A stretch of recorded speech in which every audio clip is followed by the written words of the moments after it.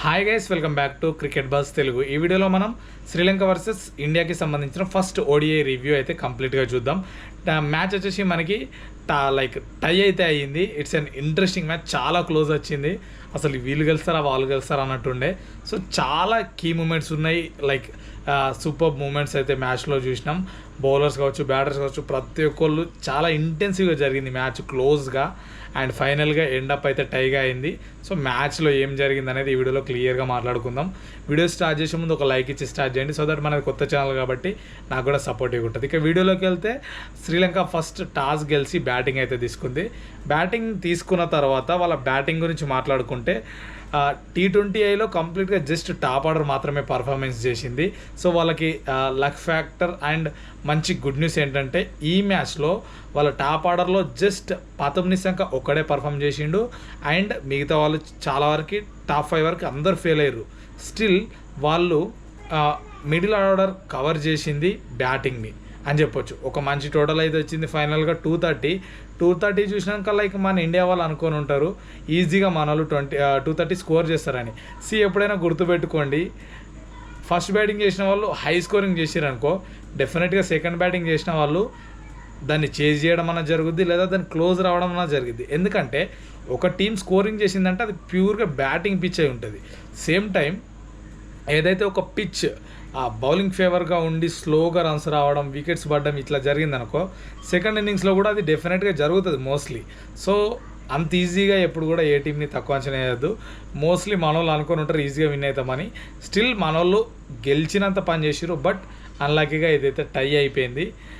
Anyhow అది అయిపోయింది. ఇంకా చూసుకుంటే ఒక నిస్సంక తప్ప టాప్ ఆర్డర్లో వాళ్ళకి ఎవరు కూడా పర్ఫార్మెన్స్ చేయలేదు. 56 నాకైతే కొట్టిండు.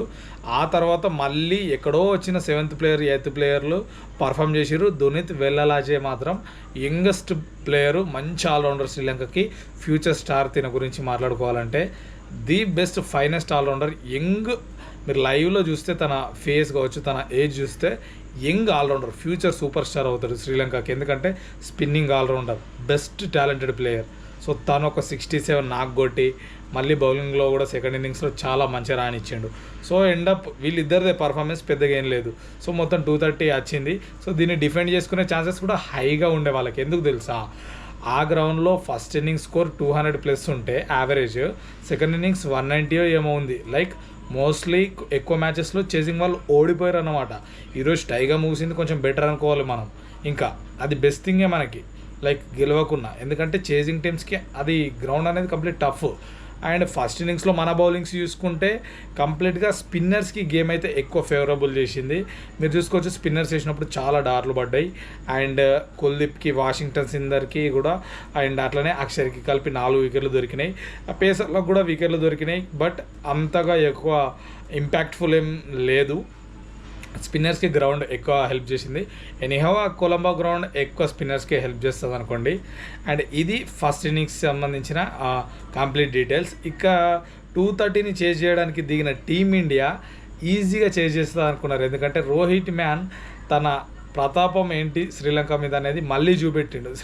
శ్రీలంక అంటేనే తనకు ప్రియమైన టీం అన్నట్టు ఆడతాడు. ఫాస్టెస్ట్ నాకు ఆడిండు, 58 ఫాస్ట్గా ఆడేసిండు. సో ఈజీ అయిపోతుంది టార్గెట్ అనుకున్నారు. బట్ గిల్ ఏమాత్రం కూడా టీంలో కుదురుకోలేదు, స్కోరింగ్ చేయలేదు. ఆ తడబడుతూ 35 బాల్స్లో 16 ఏమో కొట్టి అవుట్ అయిపోయిండు. ఓకే, ఆ తర్వాత వచ్చిన కింగ్ కోహ్లీ కూడా స్ట్రగుల్ అయిండు. యాక్చువల్లీ కింగ్ కోహ్లీ నుండి అనుకున్నంత పర్ఫార్మెన్స్ ఈ మ్యాచ్లో రాలేదు. ఎందుకంటే తనకి 60+ యావరేజ్ ఉంది ఓడిఐస్లో అగెన్స్ట్ శ్రీలంక. 10 సెంచరీస్ ఉన్నాయి, 18 or 12 50s ఉన్నాయి. ది బెస్ట్ పర్ఫార్మెన్సెస్ ఉన్నాయి విరాట్ కోహ్లీకి. బట్ ఈ మ్యాచ్లో తన నుండి కూడా మనకి పర్ఫార్మెన్స్ రాలేదు. అండ్ మన మిడిల్ ఆర్డర్ కూడా పెద్ద పర్ఫార్మెన్స్ ఏం చేయలేదు. ప్రతి ఒక్కరు కూడా స్ట్రగుల్ అయ్యారు చాలా. ఎందుకంటే పిచ్ స్లోగా ఉండే వాళ్ళకి ఫేవరబుల్గా లేదు బ్యాటర్స్కి. అయినా చిన్నగా మెల్లగా ఆడుతూ ఒక 20s 30s వరకు అయితే ప్రతి ఒక్కరు లాక్కుంటూ వచ్చారు. ఫైనల్గా మనకు Axar Patel and Shivam Dube, Axar Patel and KL Rahul, వీళ్ళిద్దరు కూడా మంచి పార్ట్నర్షిప్ ఇచ్చారు. ఇక్కడ కొంచెం మ్యాచ్ మన చేతిలోకి వచ్చింది. లేదంటే అక్కడ వికెట్ పడి ఉంటే కనుక కంప్లీట్లీ శ్రీలంక చేతిలోకి వెళ్ళిపోయేది మ్యాచ్. వీళ్ళిద్దరు చాలా మంచి పార్ట్నర్షిప్ తెచ్చారు. ఆ తర్వాత డ్యూబే వచ్చిండు. ఇక డ్యూబే వచ్చిన తర్వాత తనకు అసలు సపోర్టివ్ రోల్ లేదు. సిరాజ్ వీళ్ళు ఉండడం అండ్ కుల్దీప్ కూడా అవుట్ అయిపోయాడు. అండ్ ఆ తర్వాత తనకి సపోర్ట్ కూడా లేదు. ఎట్లా అంటే ఇంకా తనే కొడితే కొట్టాలి లేకపోతే లేదన్నట్టు సింగిల్స్ అట్లా నడుస్తూ ఉన్నాయి మెల్లగా. ఎనీహౌ తను భారీ 6లు 2 కొట్టి క్లోజ్గా తీసుకొచ్చిండి match. That's great things from Shivam Dube అనుకోవచ్చు. ఇక అన్లక్కీగా తను లాస్ట్లో ఎల్బీడబ్ల్యూ అయిపోయింది అనుకో. అస్లంక ది సూపర్ స్పెల్ వేసిండు కెప్టెన్. తనే వచ్చి క్రుషియల్ వికెట్స్ తీసి వాళ్ళకి టై ఇచ్చింది ఎవరంటే అస్లంక అని చెప్పొచ్చు మెయిన్గా. అండ్ హర్షదీప్ లాస్ట్లో వచ్చిండు.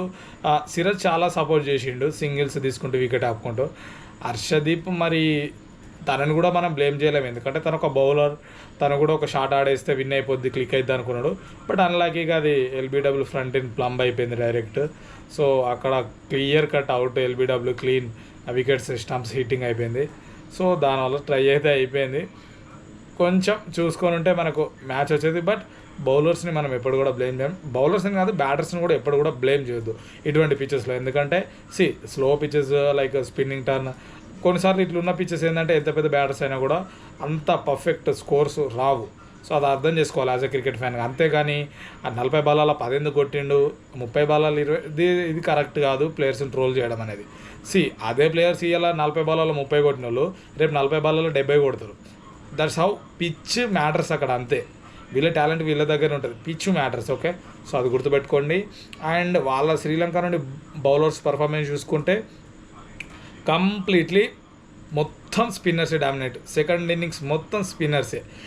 చరిత అస్లంకకి 3 వికెట్లు, వనింద్ర అస్లంకకి 3 వికెట్లు, దునిత్ విలాజ్కి 2 వికెట్లు, 1 వికెట్ వచ్చేసి మనకి అఖిల ధనంజయ, లైక్ అసిత ఫెర్నాండో ఒక్కనికే 1 వికెట్ పడ్డది తప్పితే మిగతా 9 వికెట్లు స్పిన్నర్స్కి పడ్డాయి. అంటే అర్థం చేసుకోండి సెకండ్ ఇన్నింగ్స్ ఎంతవరకు స్పిన్నర్స్కి హెల్ప్ చేసింది అనేది. చాలా వరకు గేమ్లోకి వచ్చారు spinners. As we discussed like in the prediction కూడా స్పిన్నర్స్కి హెల్ప్ చేస్తుంది ఆ కొలంబో పిచ్ అనేది.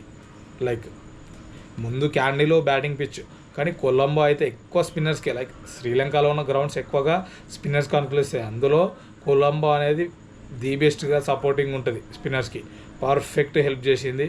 అండ్ ఫైనల్గా బెస్ట్ బౌలింగ్ ఫిగర్స్ వాళ్ళని కూడా మెచ్చుకోవాలి. వాళ్ళ సైడ్ నుండి కూడా చాలా ఎఫర్ట్స్ పెట్టారు.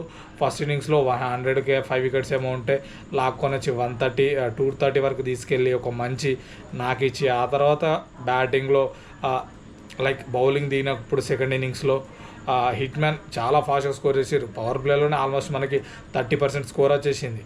ఇక మ్యాచ్ పోద్దనుకున్న టైంలో వాళ్ళ స్టిల్ కాన్ఫిడెన్స్తో మంచి స్పెల్స్ వేసి వికెట్స్ తీసి బ్యాక్ టు బ్యాక్ వికెట్స్ తీసి పార్ట్నర్షిప్స్ ఎక్కడ రాకుండా కంట్రోల్ చేసి లాస్ట్కి చరిత అస్లంక క్యాప్టెన్ తనకు తానుగా వచ్చి వికెట్స్ తీసి ఒక మంచి టై అయితే అయింది. థ్రిల్లింగ్ మ్యాచ్ క్రికెట్ ఫ్యాన్స్కి అయితే ది బెస్ట్ థ్రిల్లింగ్ మ్యాచ్. ఎందుకంటే విన్ను లాస్ పక్కన పెడితే లైక్ టై అవ్వడం ఇటువంటి మ్యాచ్ అనేది ది బెస్ట్ థ్రిల్లింగ్ ఉంటాయి. లైక్ వాళ్ళు గెలుస్తారా మన వాళ్ళు గెలుస్తారా, ఇది ఒక లైక్ ఒక ఉత్కంఠ ఫీలింగ్ ఉంటుందిగా. దట్స్ హౌ క్రికెట్ ఫ్యాన్ చాలా ఎంజాయ్ చేస్తాడు దీన్ని. అండ్ ఈ మ్యాచ్ని మీరు కూడా ఎంజాయ్ చేసిరు అనుకుంటున్నా. మన రివ్యూ ఎట్లుంది అండ్ ఇటువంటి ది బెస్ట్ ఇన్ఫర్మేషన్స్ కోసం మన ఛానల్ని సబ్స్క్రైబ్ చేసుకోండి. ఆ కొత్త ఛానల్ కాబట్టి ఇన్ఫర్మేషన్ నచ్చితేనే చేసుకోండి, నచ్చకుండా వద్దు. నచ్చితేనే ఒక లైక్ అండ్ కామెంట్ చేసి మీ ఫ్రెండ్స్కి ఛానల్ ఒకటి ఉంది అని చెప్పండి. Cricket bus Telugu. Thank you.